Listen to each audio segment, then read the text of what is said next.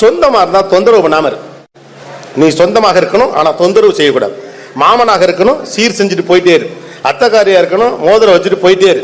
அத்தாச்சியா, கல்யாணத்துல பாத்தியா, ஒரே கலர்ல புடவை பட்டணுமா, ஒரே குடும்பம் காட்டணுமா, போயிட்டே இரு. அண்ணன் தம்பியா, அவசரம் நல்லது கெட்டதுக்கு மட்டும் வா போ, கண்டதுல நீ தலையிடாத.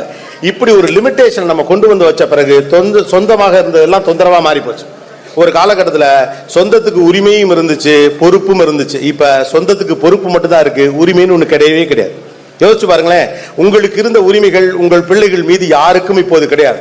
ஒரு காலத்துல ஒரு சித்தப்பாவுக்கு ஒரு பிள்ளையின் மீது அதீதமான உரிமை உண்டு. அவன் நினைச்சபடியெல்லாம் முடிவிட்டிட முடியாது. அப்பா கூட விட்டுவார். கண்ணா அப்படின்னா இப்படி கிராஸ்ல விட்டு அடிச்சுட்டு வந்தானா செவிலில் ஓங்கி சித்தப்பன் ஓங்கி அரைஞ்சு போடுவான். குடும்ப கௌரவம்டா அப்படின்னு அடிப்பாரா இல்லையா? இப்ப கை வைக்க முடியுமா? நான் பெத்த பிள்ளைய நானே அடிச்சது, அவர் எப்படி அடிக்கலாம் நீங்க அண்ணி ஸ்டார்ட் பண்ணிடும். ஸ்டார்ட் பண்ணாதான் சோழி முடிஞ்சிடும். அப்ப குழந்தைகளை நீங்க சொந்தத்திலிருந்து விலக்கி வைக்க வைக்க உங்கள் பண்பாடும் கலாச்சாரமும் அவர்களுக்கு போய் சேர போறதே கிடையாது. நாம என்ன நினைக்கிறோம்னா, நீ சொந்தமா இருக்கியா, நல்லது கெட்டதுக்கு மட்டும் வா, ஆனா உரிமை எடுத்துக்கொள்ளவே கூடாது. இப்படி ஒரு காம்ப்ளிகேட்டட் சிச்சுவேஷன்ல வளரக்கூடிய பிள்ளைகள் எது உண்மை என்றும் எது பொய் என்றும் புரியாமலே தான் வளருவாங்க. நீங்கள் வளர்ந்த சூழல்ல பொறுப்பும் உரிமையும் ரெண்டும் கொடுக்கப்பட்டது. இப்போ ஒரு பிள்ளைக்கு ஆக்சுவலா சொல்ல போனா, பிள்ளைக்கு என்று ஒரு உலகமே இல்லை. அவங்க தனிச்சிருக்காங்க. பாக்கியால தான் பெரிய கூட்டத்துக்குள்ள இருக்க மாதிரி இருக்கு. யார் மீதும் அவர்களுக்கு உரிமையும் இல்லை, உறவும் இல்லை. யாரும் அவர்களோட நெருங்கவே முடியாது. அந்த இரண்டு பேரை தவிர பெரிய அளவுக்கு பிள்ளையிடம் உரிமை எடுத்துக் கொள்வதற்கான வாய்ப்புகள் குறைந்து போயிடுச்சு. ஒவ்வொருத்தருக்கும் ஒரு ரோல் அண்ட் ரெஸ்பான்சிபிலிட்டி இருந்துச்சு இல்லையா? மாமங்கார ஒருத்தர் இருப்பார். அதே சித்தப்பா செவுல்ல அரைஞ்ச உடனே பஜார்ல அப்படியே போயிட்டு மாமா கடைக்கு போவான். பாத்திர கடை வச்சிருப்பாப்ல. போன உடனே பார்த்த உடனே மாமா கேட்டுவார், அவங்க சித்தப்பனை பார்த்துட்டு வந்தியா அப்படின்னு. ஏன் இல்ல, இந்த பக்கம் கண்ணை வீங்கி இருக்கே, பார்த்தாலே தெரியுது. அவங்க ஒரு கிறுக்கு பயில மாப்பிள்ள, ஒரு ஸ்டைல் பண்ணா கூட அடிப்பாங்க. நீ வா மாப்பிள்ள, வந்தால் டீ வாங்கி கொடுப்பான். ஒரே ஸ்டைலுக்கு சித்தப்பன் செவுல்ல விடுவான். அதே ஸ்டைல கை தட்டி மாமாங்காரே போண்டா வாங்கி கொடுப்பான்.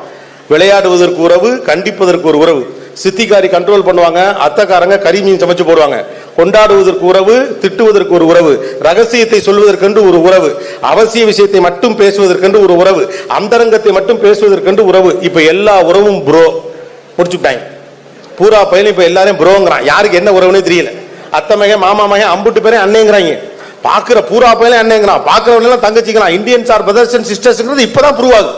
முறையே இல்லை. அத்தை அத்தாச்சி ஒண்ணு கிடையாது. இப்ப எதுக்கு இவங்க யாரும் கேட்டு குழப்பிக்கிட்டு போனேன். அண்ணேன்னு சொல்லு, மூத்தவங்களாம் அண்ணன், சின்னவங்களாம் தம்பி. சோழியை முடிச்சுட்டு போயிருங்கடா. அப்ப there is no connectivity between our relationships. நாமளும் அதை பெரிய அளவுக்கு எஜுகேட் பண்றதே கிடையாது. இன்னார் இன்னார் இன்னார் நம்ம சொல்லிக் கொடுக்கறதும் கிடையாது.